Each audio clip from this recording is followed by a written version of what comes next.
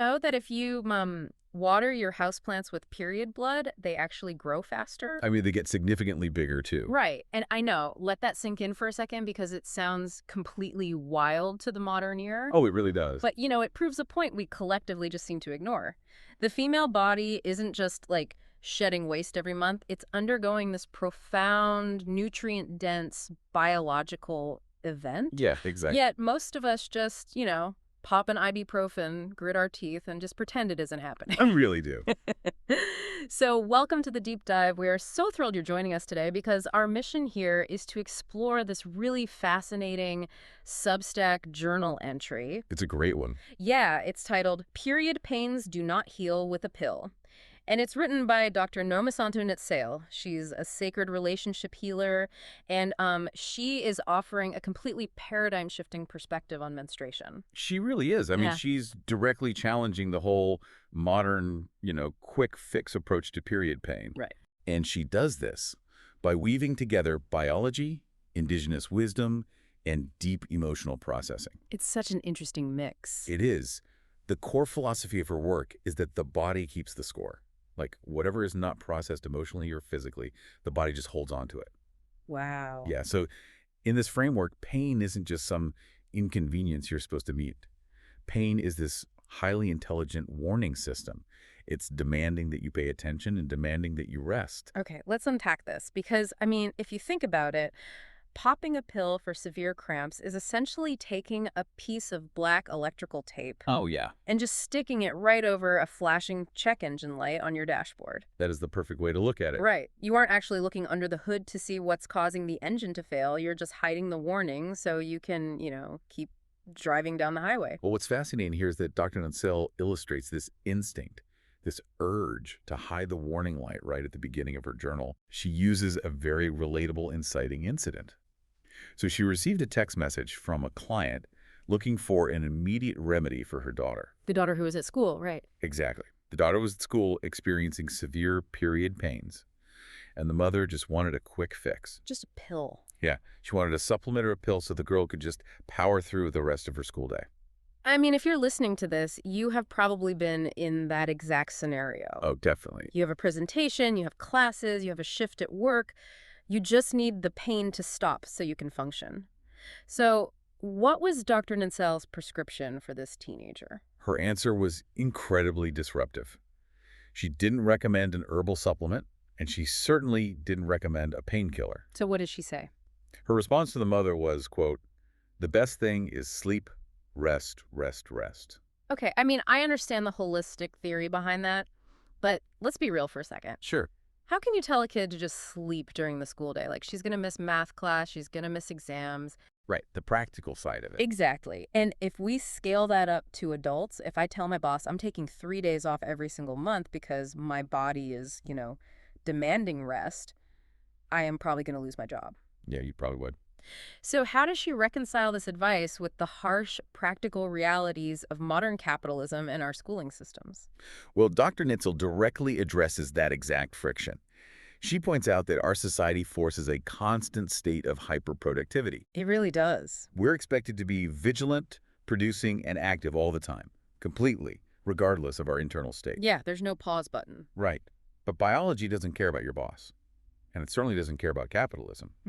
If you continuously ignore your body's natural need for a pause, Yeah. it won't just politely let you keep working. No. It will literally force you to stop. By using pain, like the pain is the body pulling the emergency brake. Yes, because modern culture has made resting seem irresponsible or, like you said, just impossible. We don't yield to our natural cycles voluntarily. We fight it. Exactly. So the body says, since you won't choose to do what you naturally are meant to do, which is rest, I'm going to make it agonizingly impossible for you to do anything else. Wow. The severity of the pain is directly proportional to how hard you're fighting your own biology. But activating this biological emergency brake isn't a glitch, right? No, not at all. Here's where it gets really interesting. Because if society views resting during a period as wildly unrealistic, we have to look at why the body is demanding it so intensely in the first place. Right. So the root cause. And Dr. Nissel moves the conversation into this incredible blend of biology and indigenous perspectives. just to explain the sheer metabolic toll of a period. She really frames it beautifully. She describes menstruation as a profoundly dual process, Dual process, meaning what exactly? meaning during a period, death and life are happening simultaneously inside the body. Oh, wow. Yeah. The uterine lining is shedding and dying inside, but, as your houseplant analogy highlighted earlier, It's nutrient dense. yes, it is incredibly nutrient-dense, life-giving matter being brought outside. Being on a period is a massive physiological event. It's The huge. sheer amount of physical work, cellular transformation, and hormonal fluctuation happening, it's just biologically demanding. It's like we took a sacred biological marathon and downgraded it to an annoying traffic jam we just want to speed through. That's a great way to put it. We're expecting peak performance while our bodies are running a marathon internally. And that biological reality, that internal marathon, is exactly why Indigenous communities approach menstruation with such reverence. Right. Dr. Nacelle explains that in many Indigenous cultures, a menstruating woman or girl was intentionally secluded. She wasn't supposed to do normal chores, right? Exactly. She wasn't supposed to touch heavy things, cook, or do hard labor. Which is funny because our modern Western lens usually misinterprets that seclusion. Oh, completely. We hear that a woman was sent away to a tent and we immediately think, oh, they forced women away because they thought periods were dirty or cursed. Right. And Dr. Nensel clarifies that misconception beautifully. It wasn't about being dirty or unworthy at all. Not at all. These cultures understood the intense biology at play. They treated a woman on her period with the exact same care, gentleness, and reverence as a woman who had just given birth. Wait, like postpartum care? Yes, she needed seclusion because her body was doing incredibly heavy lifting at a cellular level. She says it's a time to descend and receive. That's so different from how we treat it now. Modern culture, with its inflammatory diets and relentless schedules, goes completely against this nature. And Dr. Ensel argues that this misalignment is a major driver of the modern epidemic of severe period pains. I mean, contrast our modern dread and annoyance with the Zulu traditions she shares from her own background. Yes, the Lanyane ceremony. Right. She talks about this coming-of-age ceremony called Lanyane for a girl's first period.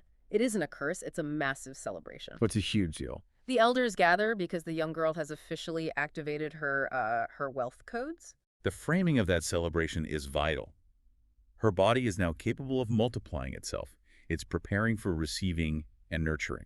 It's an activation of biological power. Exactly. Yeah. And a crucial part of that ceremony is the explicit acknowledgement of the elders, who will now be walking with this young woman as she navigates this new power. But, you know, activating these physical wealth codes isn't just a biological shift. No. You can't put your body through a massive physiological transformation without it impacting your software, your mind. Right, your emotions. So what happens to our emotions when this biological emergency brake is pulled? Well, to explain this emotional tidal wave, Dr. Nick Katzel uses a surprising, very modern reference. Oh, right, the Pixar movie. Yes, Inside Out 2. I love that comparison because in that movie, the main character, Riley, hits puberty, and the control room in her brain is literally demolished by a wrecking ball. Just completely wrecked to make room for the new emotion. Right. Suddenly, anxiety, envy, embarrassment, and boredom show up and just completely take over the console. And Dr. Nitzel points out that until these heavy new emotions are fully understood and acknowledged for what they truly are, they bring absolute chaos to the system. Chaos. She marvels that this modern animated movie perfectly mirrors the exact intelligence of Indigenous ancestors. Oh, that's such a good point. Those Zulu elders celebrated walking with the young woman because they knew she was about to face this literal demolition of her childhood emotional control room. They knew she needed guidance to process the chaos. Exactly. Because if you don't process those heavy emotions, they don't just, evaporate. No, they have to go somewhere. Right, where do they go? Yeah. Dr. Nansel describes the womb literally as a bag, like an organ designed to receive and hold. It holds everything. Let's make that more concrete for a second. Yeah. Think of the womb not just as a reproductive organ, but as a biological inbox. Oh, I like that. An inbox. Yeah, every unresolved stressor, every piece of resentment, anger, jealousy, or self-abandonment you refuse to process gets marked as unread. And it just sits there. Exactly, it sits in that inbox. If we connect this to the bigger picture, you're hoarding these unhandled emotions, like precious stones, to use her phrasing. Yeah, right. And this emotional hoarding creates severe physical blockages. She specifically mentions the sacral chakra, the energy center in the body, that hosts your emotions. Okay, so what happens to it? Well, when you don't process your feelings, the body is desperately seeking balance between pain and pleasure, and that center gets completely blocked. I want to pause there for a second because terms like sacral chakra or energy center can sound a bit abstract to some listeners. Sure. Let's ground this in the biology she's pointing toward. How does hoarding an emotion like anger actually translate into physical doubling over period pain? It all comes down to the nervous system. Okay. When you harbor deep, unhandled emotions like generational anger or severe anxiety, your nervous system is trapped in a chronic fight-or-flight state. You just constantly tense. Yes, your body is constantly pumping out stress hormones like cortisol, and this causes subconscious muscular clenching. Like in the jaw and shoulders. Yes, but particularly in the pelvic floor and the muscles surrounding the reproductive organs. Oh, wow. So when your body tries to naturally contract to shed the uterine lining, it's suddenly pushing against a literal brick wall of tense, chronically tight muscle. It's overloaded. The system is overloading. That Yeah. physical crash, that severe cramping that is the pain. That makes so much sense. It's not just mystical energy, it's actual biomechanics. Exactly. And she shares a stunning case study from her practice to prove it. She had a client suffering from debilitating period pains. A really severe case. Yeah. And through their work together, they uncovered that the root cause wasn't just physical. This client had a practically non-existent relationship with her father, Right. and she was holding on to a massive amount of resentment toward him for things he had done to her mother. So she is basically carrying her mother's fight. Exactly. She was carrying her mother's resentment inside her own biological inbox. And by doing the emotional work, processing that anger with her father, the client's nervous system finally downregulated. The tension just left. The chronic tension released.